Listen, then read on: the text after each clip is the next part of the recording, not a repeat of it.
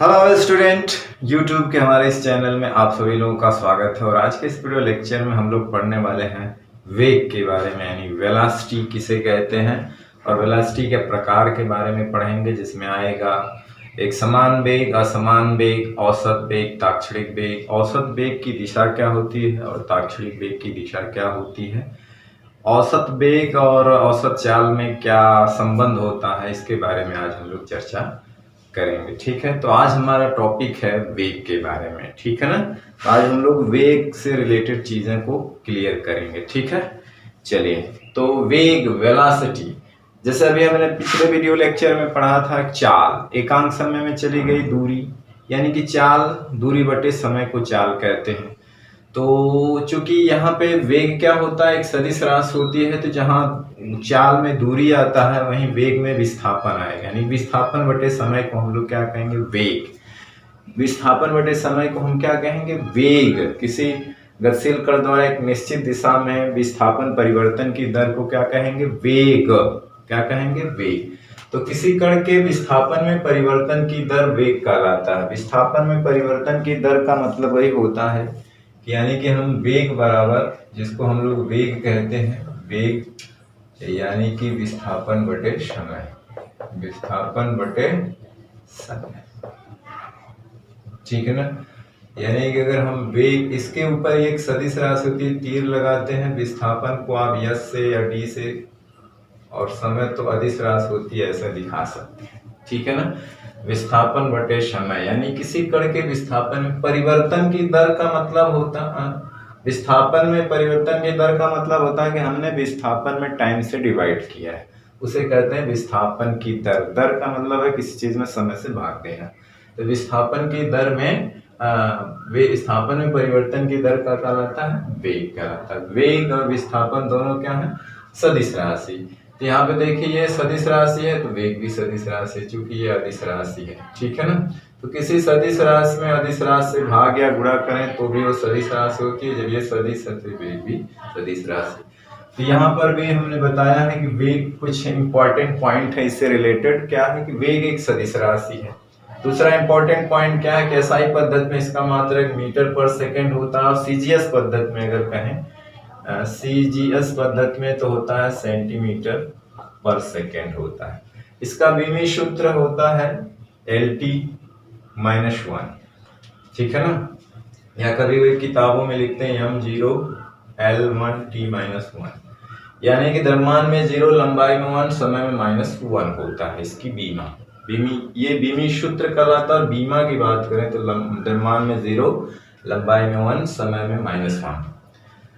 सबसे महत्वपूर्ण बात है, हमने विस्थापन में पढ़ा था कि किसी गतिशील कण के लिए विस्थापन धनात्मक ऋणात्मक शून्य हो सकता है। तो जब विस्थापन धनात्मक ऋणात्मक शून्य हो सकता है तो वेग भी क्या होगा, किसी गतिशील कण के लिए वेग का मान, यानी इसका मान धनात्मक ऋणात्मक शून्य हो सकता है। ठीक है ना, किसी गतिशील कण के लिए वेग का मान धनात्मक ऋणात्मक और शून्य हो सकता। आज हम लोग केवल थ्योरेटिकल चीज पढ़ेंगे। कल के वीडियो लेक्चर में हम औसत वेग, औसत चाल में कुछ डिफरेंस और इससे रिलेटेड कुछ महत्वपूर्ण पॉइंट, और इस एक न्यूमेरिकल के माध्यम से हम लोग औसत वेग और औसत चाल में जो है डिफरेंस पता करेंगे। ठीक है ना, तो उससे रिलेटेड कुछ न्यूमेरिकल लगाएंगे। तो किसी गतिशील कण के लिए इसका मान धनात्मक, ऋणात्मक और शून्य हो सकता है। अब आएंगे वेग के प्रकार के बारे में पढ़ेंगे। वेग के प्रकार, टाइप्स ऑफ वेलोसिटी, जिसमें आएगा एक समान वेग, यूनिफॉर्म वेलोसिटी। एक समान वेग कब कहा जाएगा, जब कोई कण इस प्रकार गतिशील हो कि कण के वेग का परिमाण, यानी चाल और दिशा दोनों समान रहे। यानी कहने का मतलब ना उसका परिमाण चेंज हो गतिशील कण का, और ना ही दिशा चेंज हो। जब किसी गतिशील कण का परिमाण और दिशा दोनों समान रहे, दोनों में कोई चेंजिंग नहीं आ रही है, तो हम कहेंगे कण का वेग एक समान वेग है। ठीक है ना, आगे हम लोग पढ़ेंगे कि एक समान वेग के लिए आपका औसत वेग, ताक्षणिक वेग एक ही होता है। ठीक है ना, तो जब कोई कण इस प्रकार गतिशील हो कि कण के वेग का परिमाण, यानी चाल और दिशा दोनों एक ही डायरेक्शन में हो, मतलब दोनों समान हो। ठीक है ना, तब कण का वेग एक समान वेग कहलाता है। और ये तभी संभव है जब कण एक सरल रेखा में या कई दिशा में जाए। भाई एक सरल रेखा में और दिशा एक ही होगी तब भाई तभी तो उसकी दिशा और परिमाण समान होगा। एक सरल रेखा में जा रहा है तो उसकी चाल भी वही होगी और दिशा भी वही होगी। टेढ़ी मेढ़ी रास्ते में जाता तो बार बार डायरेक्शन चेंज होती ना, तो परिमाण तो सेम होता लेकिन डायरेक्शन चेंज होने से वो वेग समान नहीं रहता, तब असमान वेग हो जाता है। तो कण एक सरल रेखा में और एक ही दिशा में एक नियत वेग से गतिशील हो, यानी उस वक्त उसका त्वरण क्या होना चाहिए, 0 होता है। त्वरण आएगा आगे हम लोग बात करें कि उस वक्त उसका त्वरण क्या होता है, 0 होता है। तो जब कण एक सरल रेखा में एक ही दिशा में एक नियत वेग से गतिशील होगा तब हम कहेंगे कि वेग एक समान वेग है, यानी कि किसी गतिशील कण के वेग का परिमाण यानी चाल और दिशा दोनों क्या हो, एक ही दिशा में हो। कहने का मतलब उनके परिमाण और दिशा दोनों समान हो, ठीक है ना, दोनों क्या हो, एक ही दिशा में हो, ठीक है ना। यानी उसमें से कोई चेंज नहीं आना चाहिए, ना वेग का परिमाण चेंज हो ना दिशा चेंज हो, तब हम लोग कहेंगे एक समान वेग। वेग का परिमाण यानी चाल का मतलब होता है कि समान समय में समान दूरी तय करे, समान समय में समान दूरी तय करे लेकिन दिशा एक ही होनी चाहिए, ठीक। असमान वेग में देखिए, असमान वेग का मतलब होता है कि जब कोई कण इस प्रकार गतिशील हो कि कण के वेग का परिमाण अथवा दिशा अथवा दोनों, अगर कोई गतिशील कण हो उसके वेग का परिमाण अथवा दिशा यानी कि परिमाण चेंज हो अथवा दिशा चेंज हो अथवा साथ साथ दोनों चेंज हो, यानी किसी गतिशील कण के वेग का परिमाण दिशा अलग अलग चेंज हो तब भी असमान वेग होता है, और दोनों में परिवर्तन हो तब भी वेग असमान होता है, ठीक है ना। तब भी क्या होता है, वेग असमान होता है। या तो सिर्फ परिमाण चेंज हो, या तो सिर्फ दिशा चेंज हो, या तो परिमाण और दिशा दोनों चेंज हो, तब कण का वेग असमान वेग कहलाता है। जैसे कि एक वृत्तीय गति पर गति करते हुए कण का वेग, अगर एक वृत्ताकार पथ पे कोई कण गति कर रहा है तो उस समय उसकी जो वेग का परिमाण यानी चाल तो स्थिर होती है यूनिफॉर्म मोशन में, लेकिन उसकी डायरेक्शन बार बार बदलती है, तो इसीलिए वो उसे हम लोग असमान वेग कहेंगे, यानी कि परिवर्तित वेग होता है, यानी कि वो त्वरित गति कहलाती है। यानी इसमें वेग जो है, अरे त्वरण 0 नहीं होता है, उसमें त्वरण क्या होता है, 0 होता है।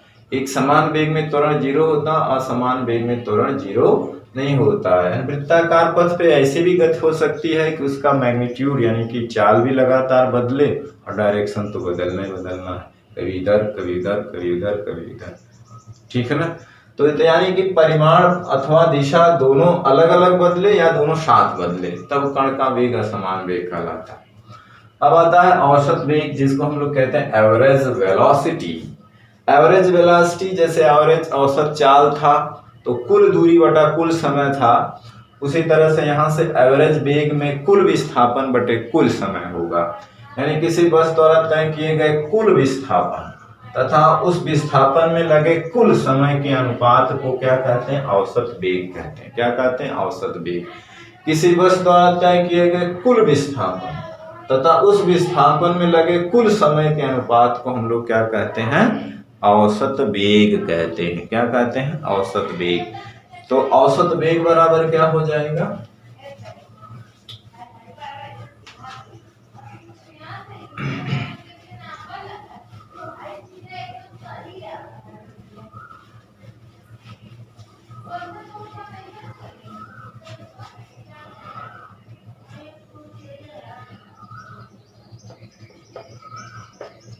तो औसत वेग बराबर होगा कुल विस्थापन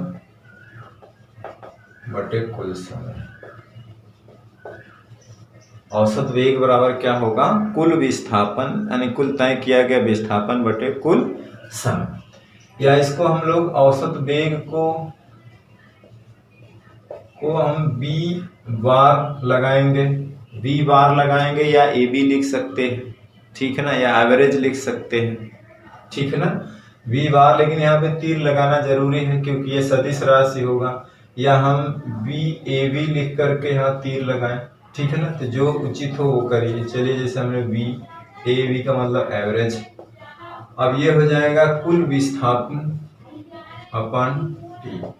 अब यहाँ पे आप कुछ भी लिख सकते हैं, जैसे D लिख सकते हैं, जब डी हो जाएगा तो सॉरी डेल्टा, क्योंकि औसत है ना, तो बड़े विस्थापन बड़े समय अंतराल के लिए होता है सारी, और यहाँ पे होता है डेल्टा टी।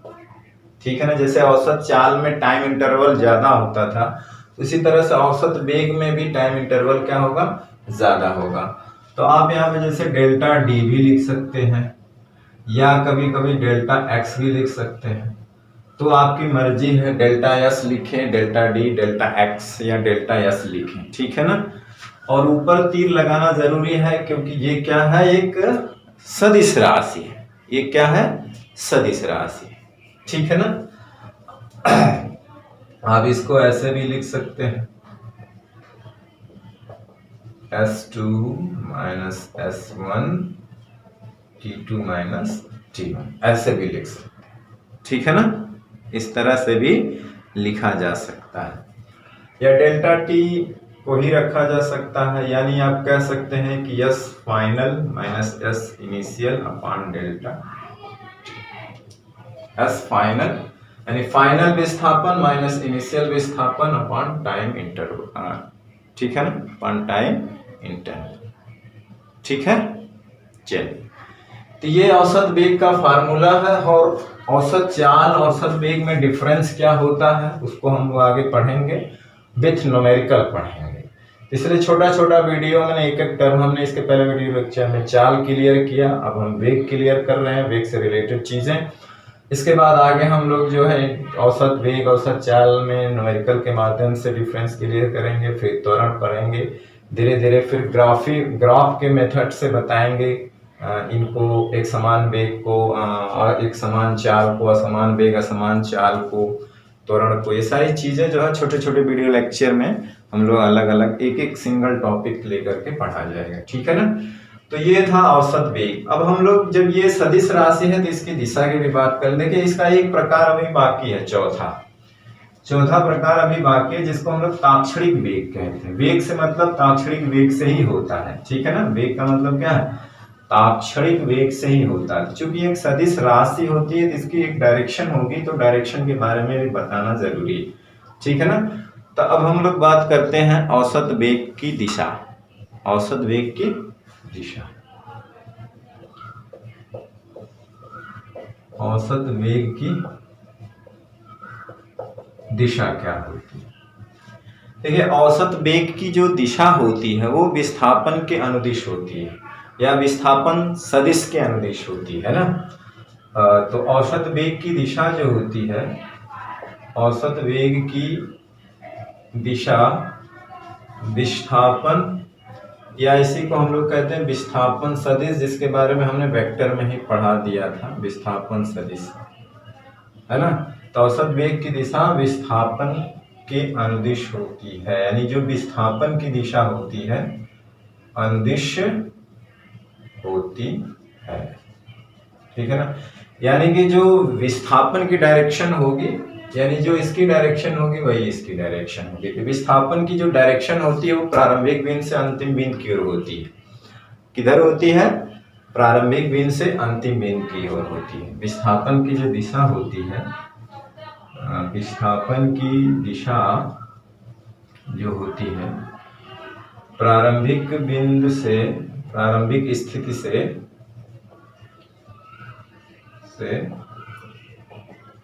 अंतिम स्थिति की ओर होती है, ठीक है ना। तो औसत वेग की दिशा ही विस्थापन, और विस्थापन की दिशा ही औसत वेग की दिशा होती है, ठीक है ना।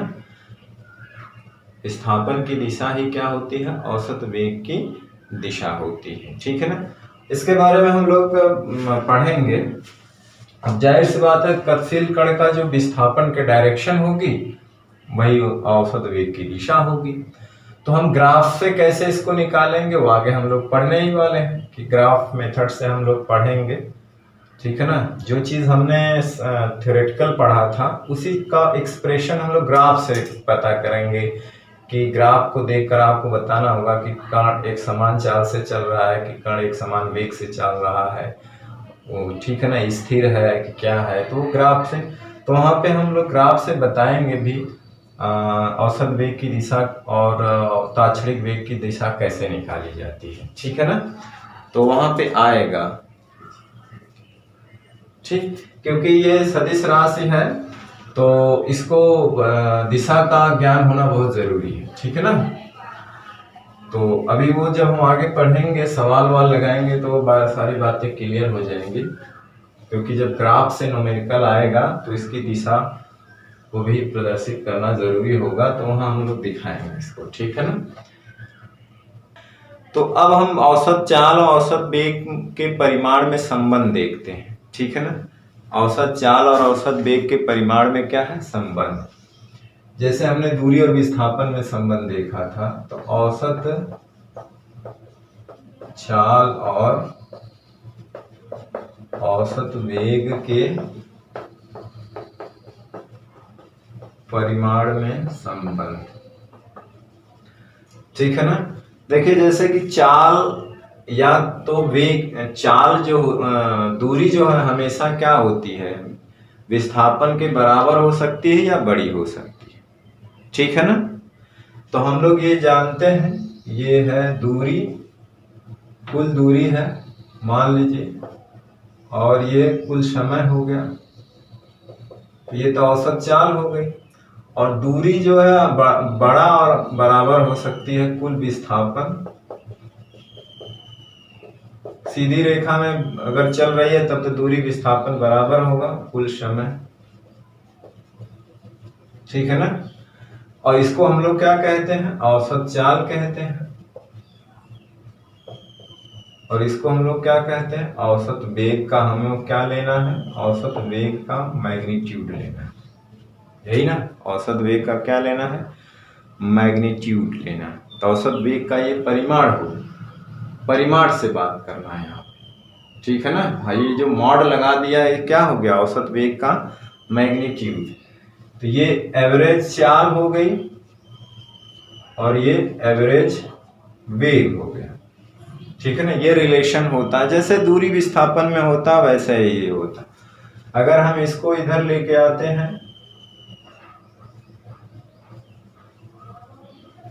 तो ये 1, या ऐसी बात को पलट दें, उसको इसके इधर लेके आते हैं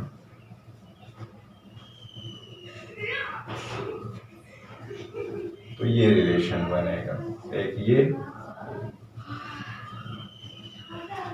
ठीक है ना। बशर्ते आपको ये याद रखना है, ठीक। अब हम बात करेंगे ताक्षणिक वेग की, यानी इंस्टेंटेनियस वेलोसिटी की, ठीक है ना। क्या, ताक्षणिक वेग, ठीक है। इंस्टेंटेनियस वेलोसिटी यानी ताक्षणिक वेग और उसकी डायरेक्शन। चौथा हमारा जो प्रकार है वो क्या है, वो है ताक्षणिक वेग। ताक्षणिक, इसको हम लोग इंस्टेंटेनियस वेलोसिटी कहते हैं। तो ताक्षणिक वेग जो है वो समय के सापेक्ष विस्थापन का प्रथम अवकलन कहलाता है, एक तरह से कहा जाए तो। किसी कण का किसी क्षण विशेष पर वेग, ये जो होता है ना किसी क्षण, इसमें टाइम इंटरवल बहुत छोटा होता है। औसत में क्या होता है, टाइम इंटरवल बड़ा होता है, ठीक है ना। तो इसमें जो है किसी कण का किसी क्षण विशेष पर, किसी कण का किसी क्षण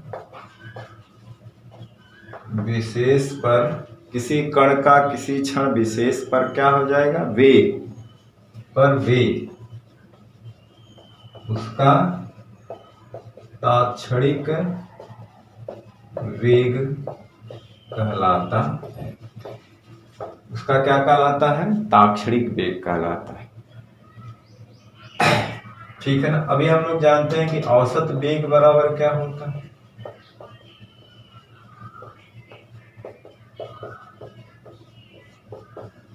यही हम लोगों ने पढ़ा था, औसत वेग हम लोगों ने नहीं पढ़ा था। तो अगर समयांतराल अत्यंत सूक्ष्म हो, यहाँ पे क्या हो जाए, यदि समयांतराल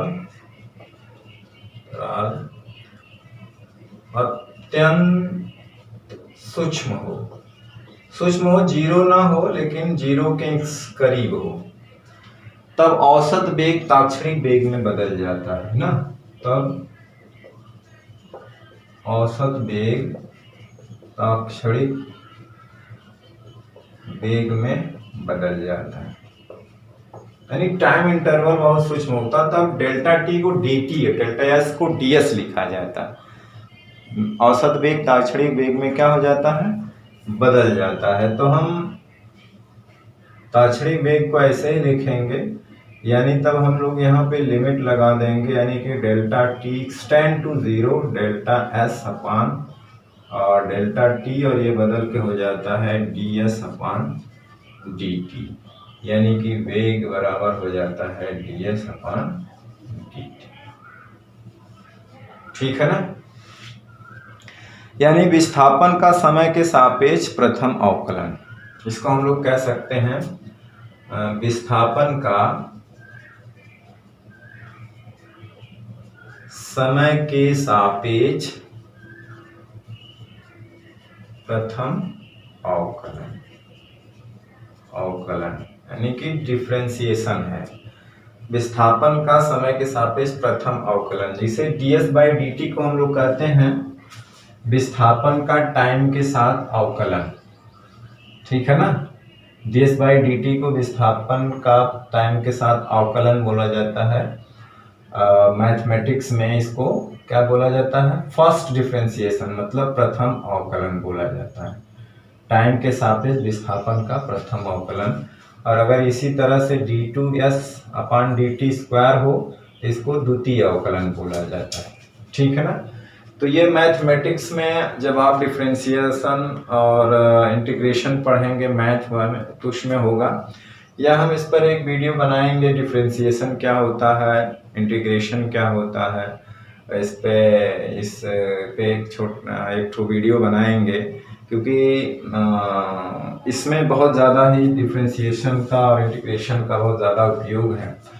तो हो सकता है कि इस पे हम एक वीडियो बनाएंगे, ताकि जो बायो ग्रुप के लड़के होते हैं वो यहीं पे कंफ्यूज करते हैं, तो उनको दूर करने के लिए इस पे एक वीडियो बनाएंगे। ठीक है, तो ये था ताक्षणिक वेग।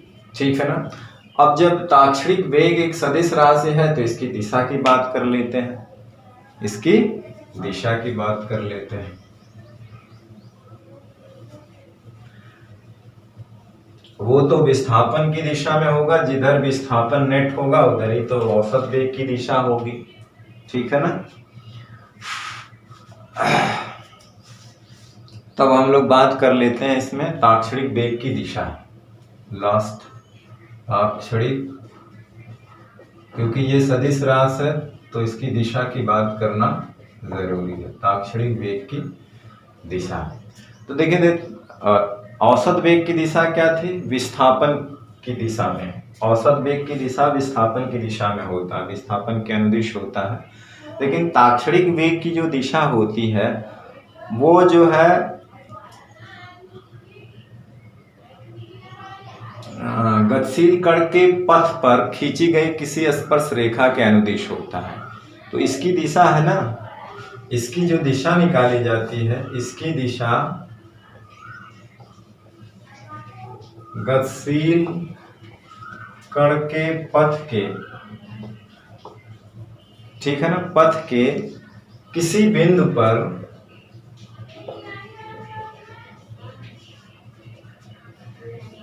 खींची गई